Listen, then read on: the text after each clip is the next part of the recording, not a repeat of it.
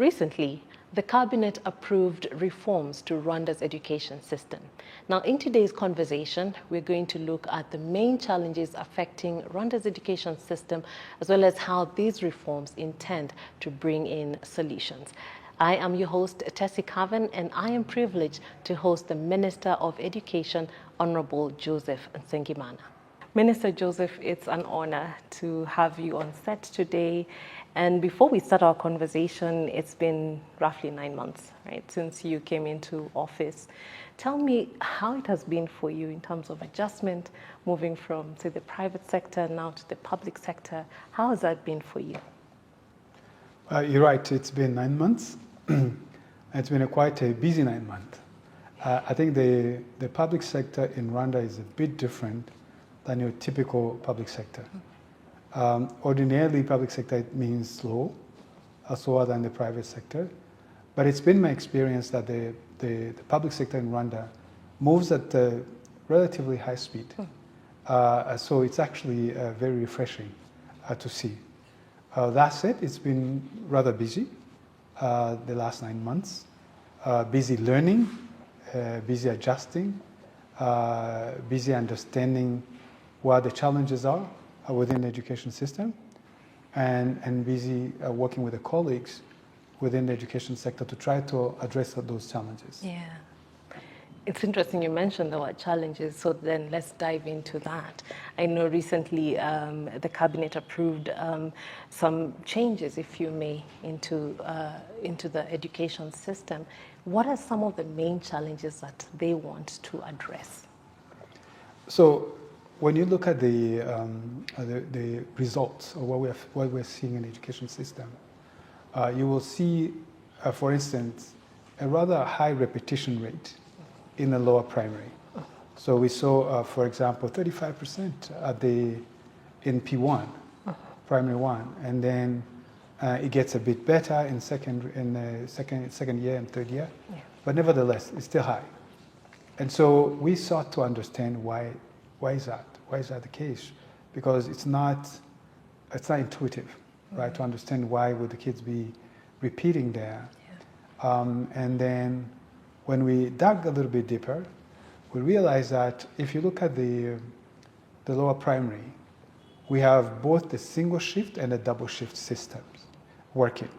It means that for the double shift, for those who don't know what that is that a set of students go to school in the morning and another set of students go to school in the afternoon.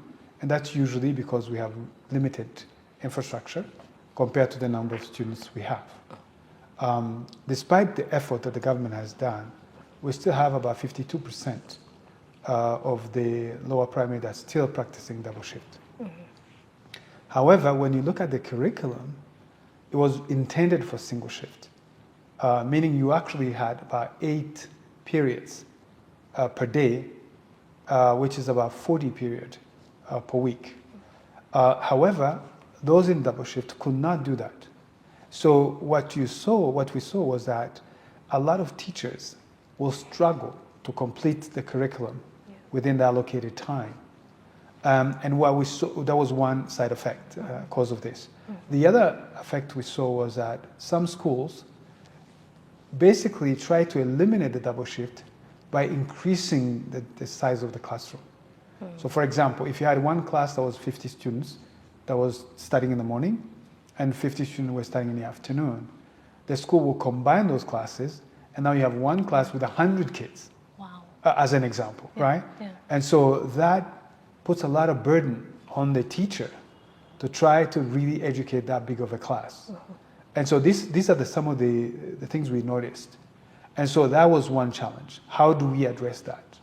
And some of the reform that you saw that was approved by Cabinet, we discussed it 2 weeks ago in the conversation that we had around primary school, was to align the curriculum with the available instruction time. Okay. And so now what you're going to see is that in the lower primary, we would have a 5-period day. And that adds up to about 25 periods per week. However, both the single and double shift classes would be able to complete the lessons. And this is actually aligned with the international standards. A lot of countries practice that. They actually have 20 to 25 periods per week. And so it's aligned around that. And to be able to accomplish that, we said, what is it we want our kids to have mastered when they leave P3? And then we work backwards to that. And so what is it you want to make sure that the kids know by the time they graduate in the lower primary? There is literacy. Yeah. They have to be able to read and understand English. They have to be able to read and understand Kinyarwanda. They have to be able to do arithmetic or mathematics at their level. They have to have a working understanding of what science is and ICT, because those are some of the things that they have to contend with. By and large, those are the main things that you really have to have competency in by the time you graduate in P3. So you teach the kids to read so that they can read to learn afterwards. Okay.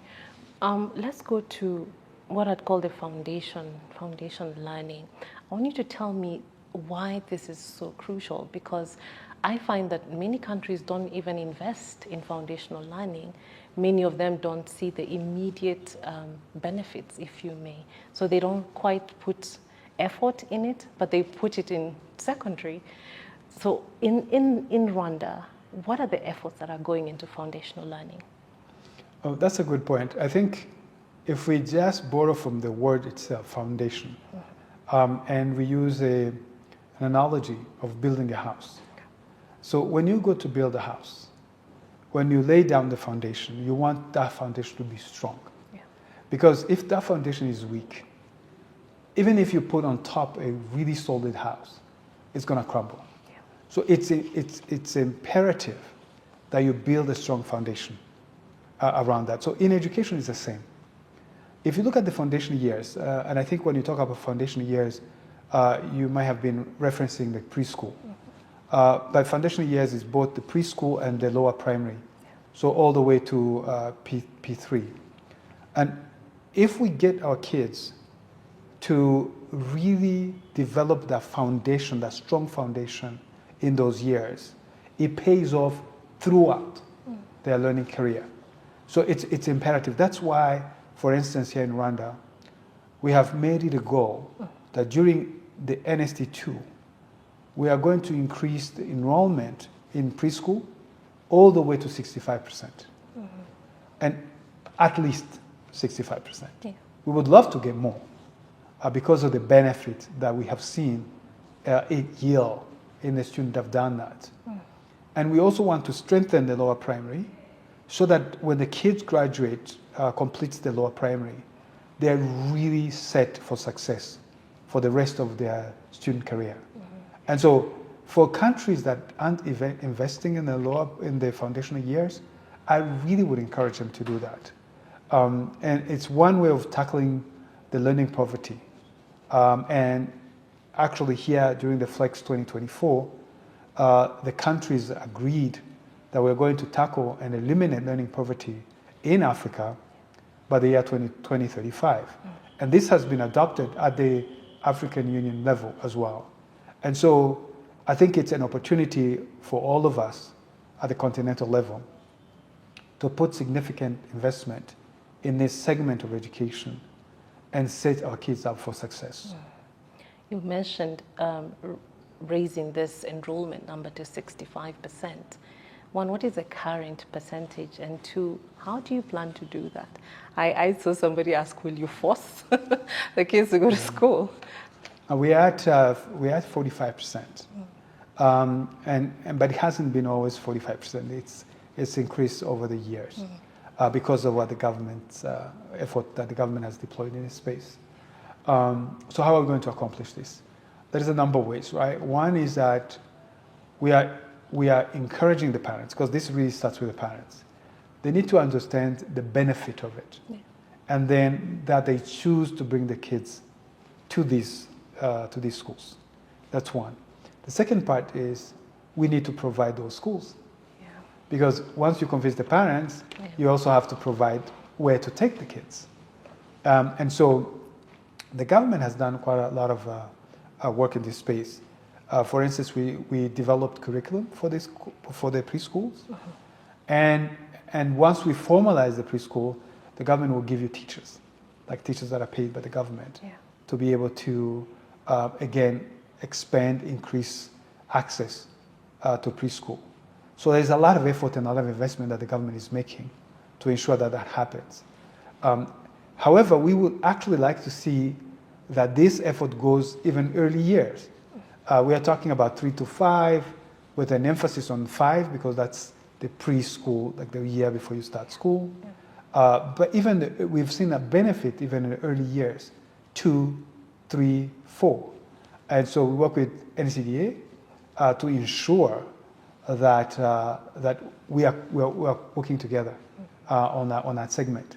By doing also school feeding programs in the preschool as well. That also helps because it also ensures that there is a nutrition made available to young people, and that the health at that age is important because not only it addresses the growth, but also the development of the young people at that age is important. Yeah. It does affect their ability to learn and develop. So it's important to invest in there. Mm-hmm. So that's the kind of effort we are making to be able to reach at least 65% in this space. Okay.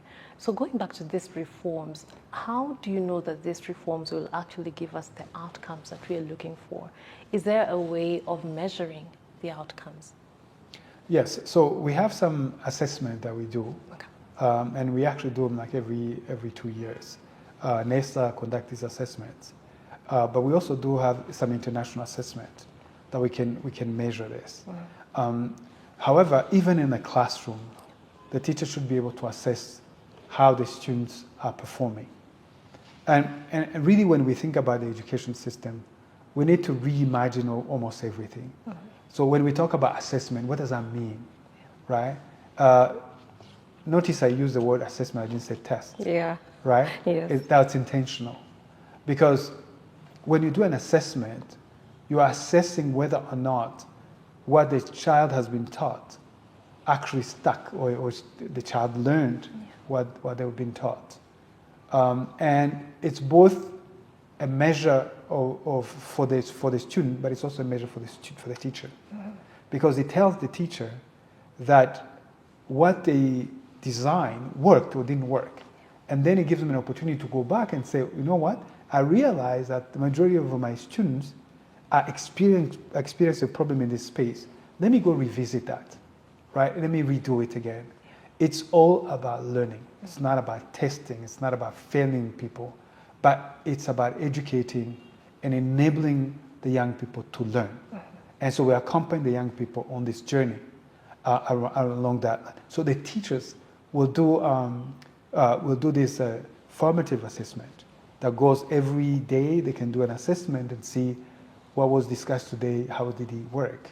What was discussed this past week, how did it work? And so on and so forth. So you don't have to wait until the end of the year to be able to know whether students were learning or not. Yeah.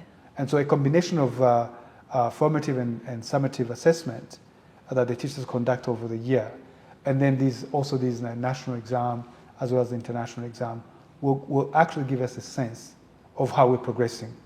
And so we will be actually sharing these results. Every year we will share the result. This is what we've seen. This is how we're progressing. Because I think transparency is important. Parents deserve to know how their kids are doing. The country deserves to know how the kids are doing. Yeah.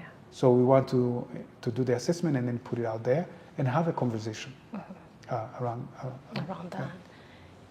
Teachers, as you mentioned, they're very important actors in the education system. One, were they consulted as you were doing the reforms? Were they part of those conversations? And two, how are they being enabled, if you may, to then effect some of these reforms in the schools? Yeah, so really I can't overemphasize the importance of a teacher. Teachers are very important. And we did consult with teachers. actually throughout this, because it coincided with a review of the competence-based curriculum.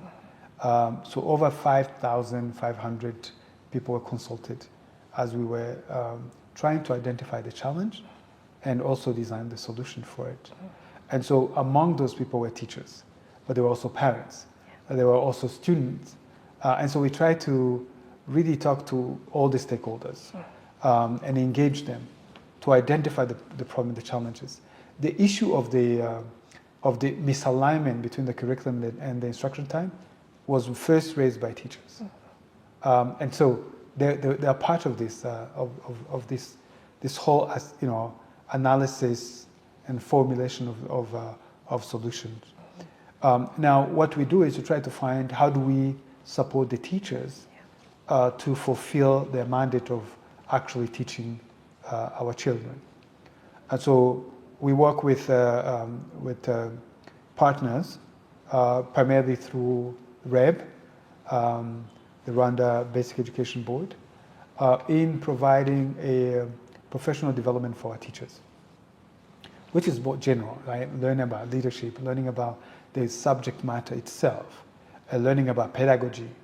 But also, we are working on a couple programs, particularly, as you know, English is our language of instruction. Yeah. And so we want to make sure that our teachers are strong, they have strong competency in English. And so we are designing a program which is going to help the teachers increasing their competency in this language, English. And that's going to be very important because if they're teaching in a language, they must be fluent in that language. Otherwise, what they're teaching is lost in translation. Mm-hmm. And so those are the set of intervention that we're doing to ensure that the teachers are provided the benefit or the ability to execute on their mandate. This is important for them as well because the new teacher statute stipulates that teachers must be at a certain level of English competency, and they'll be measured. And so it is important that within the 2-3 years, they reach that level as it's indicated in the statute. So going forward, those who are joining the teaching career would be assessed and make sure that they meet the requirement. Those who are already in service, we are then working to raise their level as well. As we talk about actors, parents are the other actors. And I realize that the realities in Kigali are different from the realities in many upcountry areas. Maybe as you have gone to some of these areas, what are the parents saying? Are they on board with these reforms? The parents actually have been very supportive of these reforms. We've seen really positive feedback all across.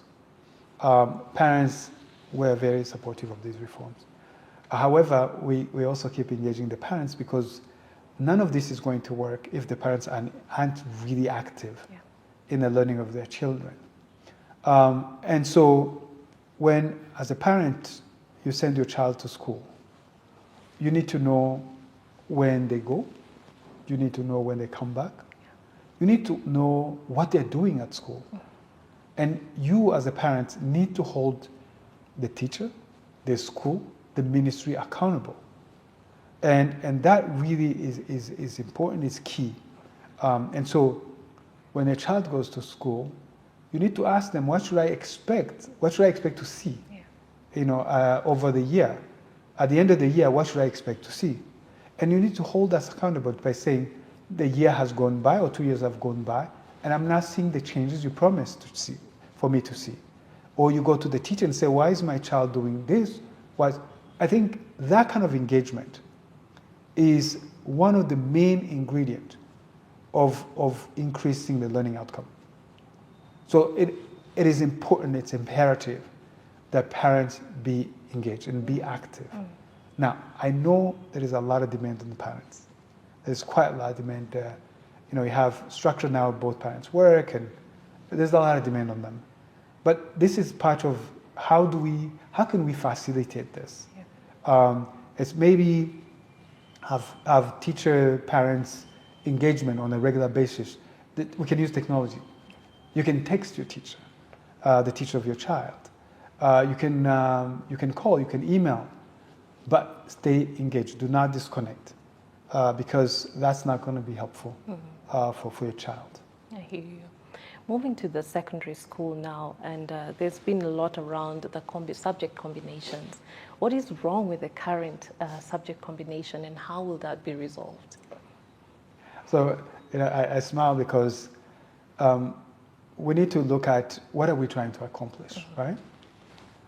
If you look at the students who are graduating from secondary education, let me first say that within our secondary education in Rwanda, we have really 3 branches, if I can call it that. We have the general education, we have professional education, and then we have TVET or TSS. And so if you look at the TVET, we have specific areas that we focus on: construction, tourism and hospitality, manufacturing, and so on and so forth. These provide our young people an opportunity to get hands-on, industry, work-ready kind of skills. And they're able to move directly from the school into work and perform, right? And also still create some flexibility for them should they choose to continue their studies in either Rwanda Polytechnics or any other university they choose to do their studies in.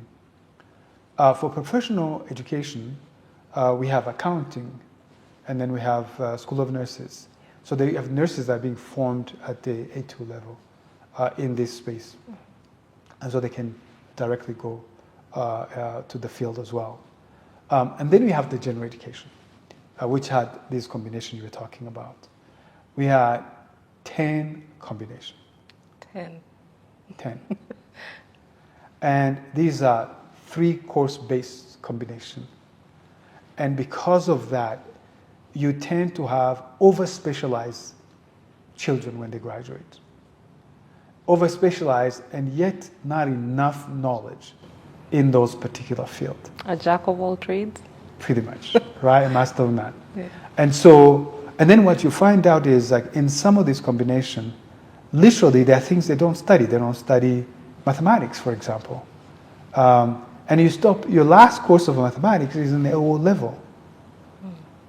And that's just not the kind of reality you're going to face around that. So we wanted to make sure that, first of all, we provide our kids an opportunity, a way to expand their horizon, a way that is consistent with the curriculum-based philosophy that's the curriculum we're using in Rwanda. And it does recommend learning pathways rather than combination. And these learning pathways are broad areas of studies. So we landed on 3 learning pathways: mathematics and sciences, arts and humanities, and languages. And in addition to those 3, there are courses that no matter what you take, you still are going to take. Mathematics, you're going to do math even if you do languages, right? Of course, the math that you do in languages is not the same math as you do in the mathematics and sciences. It's different levels. But nevertheless, you're going to do mathematics. You're going to do ICT, no matter what you take. You are going to do entrepreneurship, right? You're going to do sport. Of course, you're going to do some general studies. There were some general studies you can pretty much cover any of the areas you didn't cover. And you're going to do English, the language, English as a language. And so this gives students a well-balanced, round-up education, that allows them to be able to continue studying at the university, if that's the route they're taking. But even if they branch off and start work, they have enough knowledge to actually produce and not find someone who can't even express a thought around that. So it was that's what was driving these reforms around that. And we consulted with universities, for instance, and they're very excited, and actually we're really positive about these changes because they were all complaining of the fact that the students they were getting were not ready. And they had to really struggle to bring them up to speed in order to continue with the university study level. So I think this is what he addresses. And the second thing he addresses is that the combination, we're locking you in a path to do one thing. Yeah. And imagine you are 14 years old, maybe 14, 15 years old, and you're making a decision that you can't get out of, for the rest of your life. Yeah. It's now, I don't think it's the right time to do that.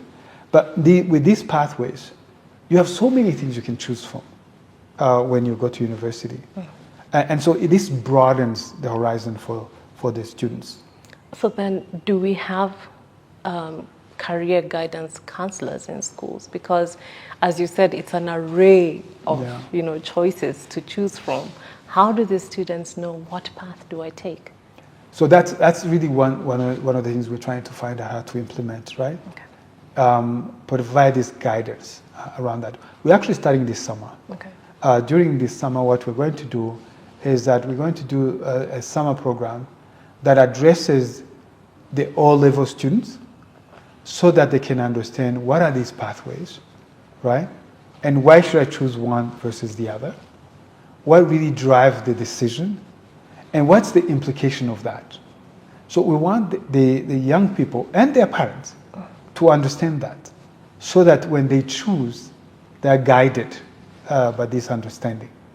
At the same time, for the A-level students, we now want for them to understand what are the options, when they complete school, what do you do to choose a major at the university, for example? What should be the consideration? What should go into this decision? And so this is one way to start engaging them early on, so that they start to understand what the options are, right? Because sometimes now knowing narrows your options, right? Around that. So you need to sort of understand what's available there. I've had an experiment that I conducted when I was in my previous life. I had a group of students which were in secondary education, and I invited them, and I took them to the place I worked at the time, and we had engineers, lawyers, different levels, right? I just placed them with someone, and they did a day where they spent with that person. They went to every meeting they went to. They did shadowing, and then at the end we had a conversation around that, and 3 young ladies in that class ended up deciding what to study at the university based on that one day. Wow. And like 2 of them are actually engineers. They took that decision because of what they saw that day. They ended up becoming engineers. Wow. And one became a computer scientist around that. So the power of exposure cannot be underestimated. So we need to figure out how do we create that exposure for our children. This summer program is just a start. Okay. Let this be exposed to all this stuff. And we will be working with the REB. They have a studio where we can then create these products that we can make available to students that in essence talk about all different professions that they can go to. We can invite professionals to sit within the studio, and we can record this and then make it available to their young people, so that they are informed, not just for the young people, the parents who help them as well, and so that they can make informed decision. That's really the effort that I think we're looking at doing. That is mind-blowing, because as you said, if the exposure is there, then this student knows what the reality is on the ground and the expectations. So it brings me to the next question. How are you roping in the private sector, where this student will probably graduate and end up you know, and the private sector kind of says there's a bit of a gap. They're giving us people, but these people are not ready for what we are doing. How are you linking this two? You know, the conversation with the private sector is an interesting one. As you indicated, a lot of time you hear the private sector would say, oh, the students that we're getting are not, they don't have the skills we're looking for, or they don't have the experience we're looking for. But on the other hand, when you approach them to say, well, can you make internship available for the students? Yes. So they have an opportunity to be exposed to work before they graduate, then you struggle to get a yes around that.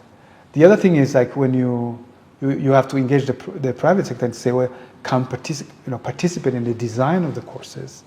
And here I think we're talking mainly on the higher education around that. But even on the basic education, we need to engage the private sector. The videos that I was referring to is to bring people, the private sector people, to talk about what they're doing.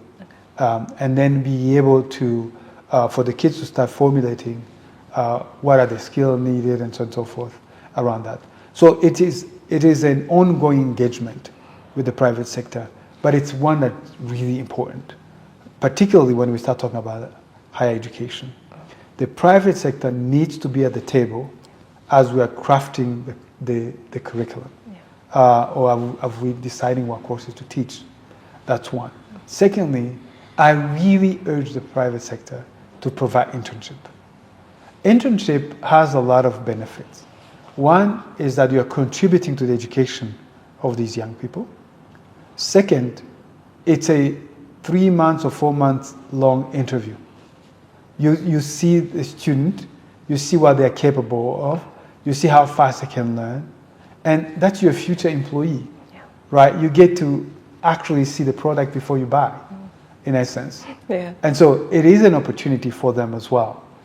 So I really hope that this conversation continues and expands so that every private sector company can say, I want to participate, I want to offer internship to the students that are studying something close to what we do around that. And also to engage the university and give them feedback. How did they do? Yeah. What are the gaps that you observe? So that these universities or higher learning institutions can try to plug the gap. And so you will see in the coming years a closer collaboration between the industry and the higher education, spearheaded by the Higher Education Council. Wow, that's exciting to hear. I'm almost at the tail end of this conversation, but we can go on and on. But there is a clear disparity, if you may, between the private schools and the public schools. And these students from both worlds will meet at the marketplace. How do we plan to level the playing field, if you may? So, I mean, it's an interesting observation, and this is it's a disparity that exists everywhere in the world. The private schools tend to have more access on certain things, technology, for instance, or equipment, than the public school. And so that's just the reality around that. What we need to do is make sure that those who are going through the public school system are well equipped, rather than comparing ourselves to the private sector, because it will be a wrong comparison. The reality is the government mandate is to provide services to all citizens, regardless of where they are paying or not paying. In case of basic education, you know that the schools in Rwanda, you do not pay tuition. There are fees that you pay, contribution that you pay, but they are not tuition. The government covers the tuition. If you go to a private school, the students are paying tuition, and they are paying quite a lot around that. So what they provide in the private school is never going to equate what you provide in the public school. But that does not mean that those in the public school can't learn. They can and they should, right?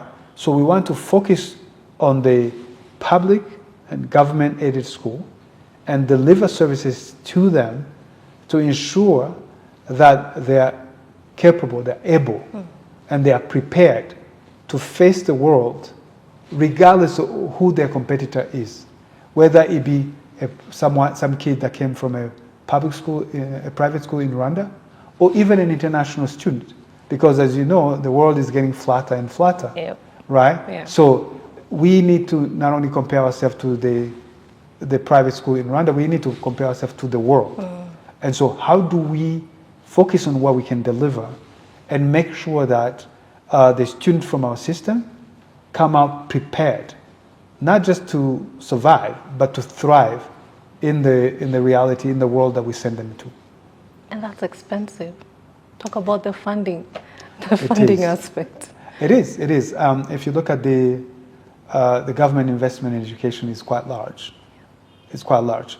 But it's an investment, it's a worthwhile investment.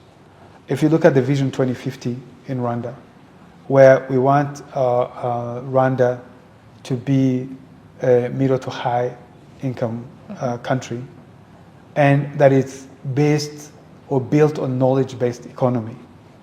Without education, without educating our young people, we will not be able to achieve that. And so it's a worthwhile investment. It's an investment, it's like the water that lifts all boats. Because if you're thinking about building roads, you need people who can build the road. If you're thinking about health, doctors, nurses, you need people who can do that. The 4x4 program, for instance. But what does that mean? It means we have to build and increase the capacity within the education system to provide those people around that. So it is, to me, it's a no-brainer that we have to invest in education. We should invest even more, but we have to also make sure that in the country, right, the country has to survive, has to live, have to basically handle all sectors. But if you look at the investment that Rwanda is making in education, is really it's commendable. Between 2017 and 2024, 27,500 classrooms were built. That is unprecedented. And actually, I was speaking to our colleagues from the World Bank, and they wanted to write a story around that because they think that other countries should emulate that. But that was our partnership with them, but it's also the government investment in that effort. That's because the government has understood that this is an area where we need to invest in. And the government has done incredible job in investing this, actually for the last 30 years. Because one of the things that actually goes unnoticed is the fact that all the students, all the kids in Rwanda right now can access education. They can go to primary school, they can go to secondary school. All of them. This is not the case in most countries, right? It's not the case. And if you compare that to before 94, going to school was not a right, was a privilege. A lot of people didn't go to school. And so I think really the government should be commended for the work that has been done over the last 30 years to ensure that all Rwandans have access to school. You might not get the school you choose or you want, but you can go to school. So it's a huge achievement. Now we have to build on those accomplishments and say, how do we now increase quality? How do we make sure that we're increasing quality? How making sure that we are equipping young people to come out of school, with the skills and the knowledge necessary for them to get Rwanda to the Vision 2050 and themselves. It's not just about the country, it's also about themselves. Finally, Minister, when are we rolling out these reforms, and are there any challenges that you foresee, any teething problems that you foresee as you roll it out? So, every change has its own challenges, right? The rollout right now, we looked at for the primary, for example, there will be no problem. That will roll out straight in September. We are currently looking at the rollout of our learning pathways, which we also plan to do in September. So we're still doing assessment and ensuring that the rollout is done smoothly, that there are no challenges, especially for the students. So it will be a phased out approach. So we introduce it to S4, and then S5 next year, and then S6 the year after that. And so this is still in planning, but the plan is to really roll out the changes in September, starting September, around that. Because every delayed time, it's impacting a cohort of students. So we don't want to delay the changes because we don't want any kids to be suffering from something we've determined is not necessarily the right thing to be doing. And so we will do that. We'll do the phase-out approach for the secondary education. For the primary, the lower primary is an instant introduction of the reforms. Probably look into that camera and give us your parting shot. There are parents listening to you, there are children, there are teachers. There's a whole host of people. What would you tell them? You know, when I was asked to serve as the Minister of Education, the President made it clear that the responsibility of education was not a responsibility of the Ministry of Education alone. It is a responsibility for everyone, for every Rwandan, for parents, for teachers, for head teachers, for local government, and for the student. So it is a combined effort that we must work together to be able to achieve. And so I really extend an invitation to everybody and say, we are here to serve you. How can we do this together? Let's engage each other. Let's all work together and make school a base or an engine for transformation, not only for our children's life, but that of our country and that of our continent. Thank you. Honorable Minister, I am grateful. Thank you so much. Thank you very much. Thank you, sir.